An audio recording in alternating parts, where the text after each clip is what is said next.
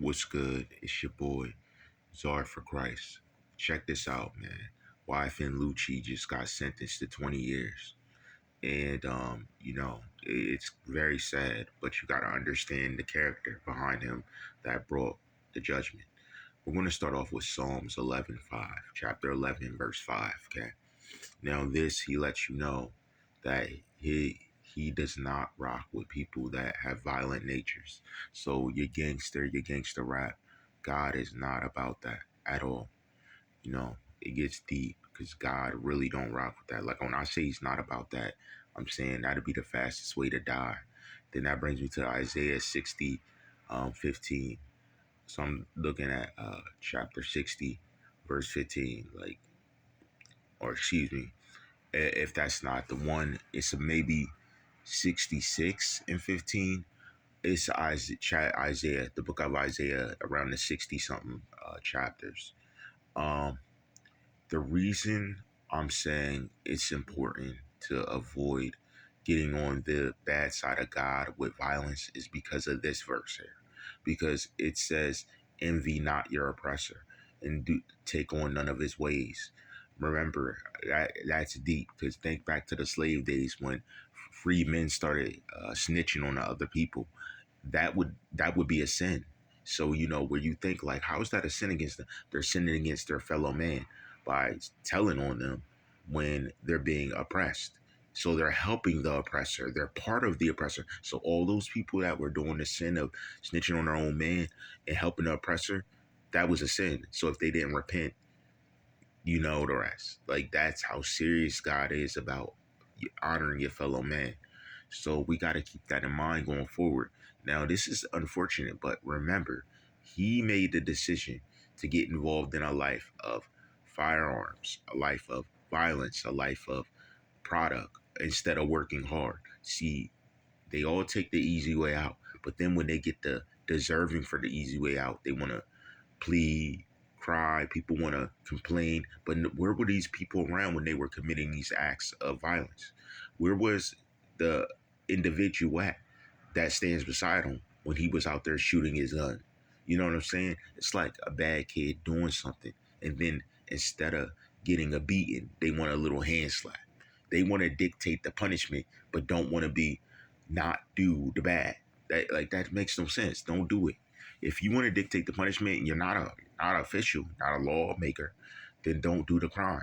They do these crimes and then they pout and they sit there with their face up there. Don't let this take your day either.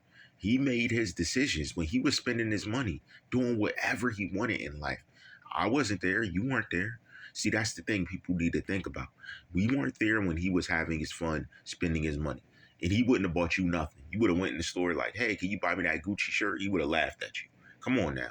I'm supposed to feel bad because he got caught up in his ways when I know for a fact there's nothing he would have did to assist me or anything at any point given because he was out there living a certain type of lifestyle, hardcore lifestyle, making music, getting listeners, doing things in the street for his name, his cred, to impress a girl, to impress his buddies. Was he thinking about anything about us? No. So why am I going to sit here day and night even thinking about this another second? He made his decision as a grown man. He's grown. He's not a kid. He's a grown man. And now he's facing the time for the crimes he did, which is synonymous. 1, 2, 1. Same thing. If I go to eat food, I'm gonna get a little bit more food. I don't go to eat food thinking I'm gonna get more hungry. You get what I'm saying? You can't be this silly moving around like that. And he put his money above God, obviously, or else he would have been moving and living different. This is why you can't give your energy to these situations, because if you didn't make the choice as a young man, young woman to do what he did to get paid, why do you feel bad? Because you don't share in that money. You didn't share in that moment with him. He should had all the many moments of fun, screaming out the window, drinking, smoking, yelling stuff out in the street, standing there with his chest out, with Shane out like he's the man. How many times did he do that? Now that he's indicted, now it's a sad face. It's, oh no, 20 years. Yeah, that's a long time.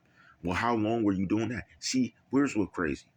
I don't know how old he is, but just for 2 to 5 years of stunting, he gave his whole life away. Now he got 20 years. You get what I'm saying? Don't follow this music. This music is death. This music is tragedy. This music breaks up families too. Don't think that the only thing that matters right now is what you see in the news. Sometimes it's what they don't say.